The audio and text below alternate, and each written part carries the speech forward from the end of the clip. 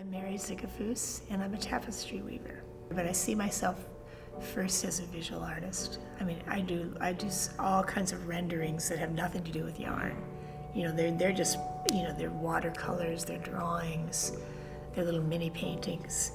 And then I kind of cut and paste them together and compile them together, and then I get an idea. I get my template, and then I figure out how to put it into cloth.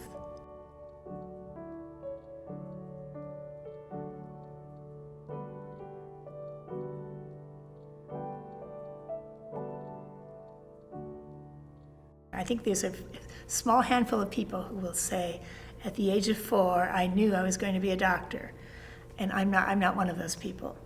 But I had a powerful experience at the age of 4. I had a dear aunt, my favorite aunt, went to Indonesia, and she came back from Indonesia, and she gave me a scrap of cloth. And the minute she handed it to me, I knew it was magical. I mean, I got body rushes. I broke into a sweat or something. I don't know what happened, but I knew that there was something very special about this cloth. And I just kind of tucked it away. And as it turns out, the cloth was a scrap of ikat, which is the technique I've been doing for the last 30 years. And it's a very complicated ethnic cloth technique. But it was sort of the precursor for me of, what is this? What is it about this cloth that's so special? And in tucking it away, I knew that someday I would figure out what it was that made a piece of cloth magical. And I happened to take a weaving class in a moment of great disillusionment in graduate school. And as soon as I sat behind a loom, something just clicked. And I was like, aha, this is my path. So I found a little pamphlet on ikat, and in the pamphlet it said, take a board and put a nail on one end, a nail at the other, stretch some yarn, and then wrap the yarn in places with pieces of plastic, and then dye it. And so that is what I did. I made 6 little wraps, and I stretched some yarn, and I dyed it. Took the ikat out, took the 6 little wraps off, went to my loom to weave it in, and it didn't fit. It didn't make a design at all. So I was like, okay, there's some math involved with this. And then I tried it again, and I made it a little more narrow. And it was, that was how I began, just like with baby steps, 6 wraps, 12 wraps, 14 wraps, 25 wraps. The most complicated piece that I've done to date, and I think I've just completed them this spring, I think we had well over 100,000 wraps of plastic on these 5 massively long panels. Those are very simple ikats. The mountain pieces here are much more complicated ikats. And so on let's say we have one row of yarn that goes from one selvage to the other. It might have 40 different wraps of ikat on it, little wraps. And then the next row is wrapped again, but in a different place, So it's just like a computer, the pixels in a computer, how we have these little blocks, and we put them all together, and all of a sudden there's the image on your computer. And I have 3 studio assistants, so the 4 of us, we do this morning, noon, and night. We wrap yarn with plastic, and we put it in dye baths, and we unwrap it and re-stretch it and wrap it again and dye it. Take it out, re-stretch it, wrap it, dye it again. And when we're done, we have coated these yarns with images and pieces of color. And when you put this all together, you have what I hope is magical cloth. Yeah.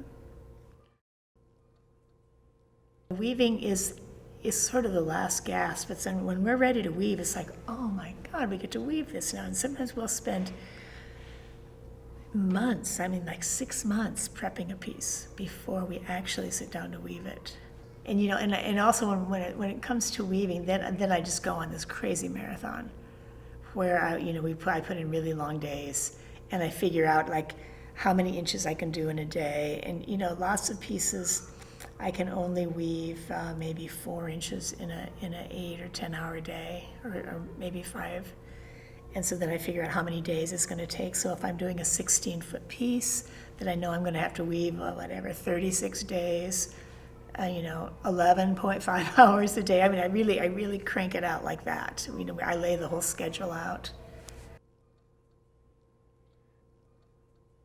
So I've more or less learned to not be so hard on myself about my ideas, and I totally trust them. And you either do or you don't. And if you don't, this is the wrong line of work for someone. If they can't follow their intuition, then you don't work as an artist. You do something else. I mean, you got to believe in what you believe in, and that's what leads you through work, and that's what allows you to take risks. You got to take risks, and the only way you do that is by trusting what you're getting. Oh, let's do this, let's try that. And no matter how ridiculous it sounds or nonsensical, you must do that.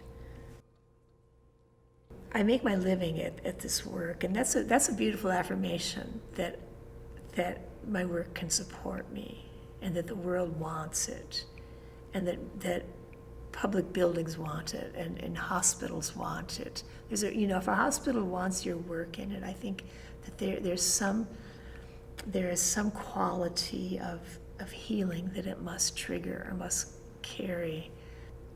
I would like to be remembered as one who made magical cloth. That's a fact. And when I say magical, meaning cloth that had the ability to shift consciousness. We are agents of storytelling, of cultural storytelling, and we carry, I feel, a card of responsibility in society. Part of it is sharing our stories with other people. You want to draw people in. You want to get them involved in the work. You want to tell your story in your work. But also, I think for me, one of the primary driving forces is I hope that the work can trigger a shift in consciousness in people. I mean, I think that's part of my mission, and that it sounds maybe pretentious or lofty or completely stupidly nuts, but that's my driving force. I think, and I have had those experiences in the arts where I've gone to a concert, where I've gone into a building where it's shifted my consciousness.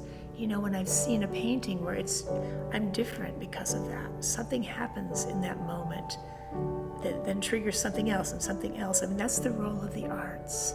They're to lift the vibrational frequency for mankind as we toil on this planet.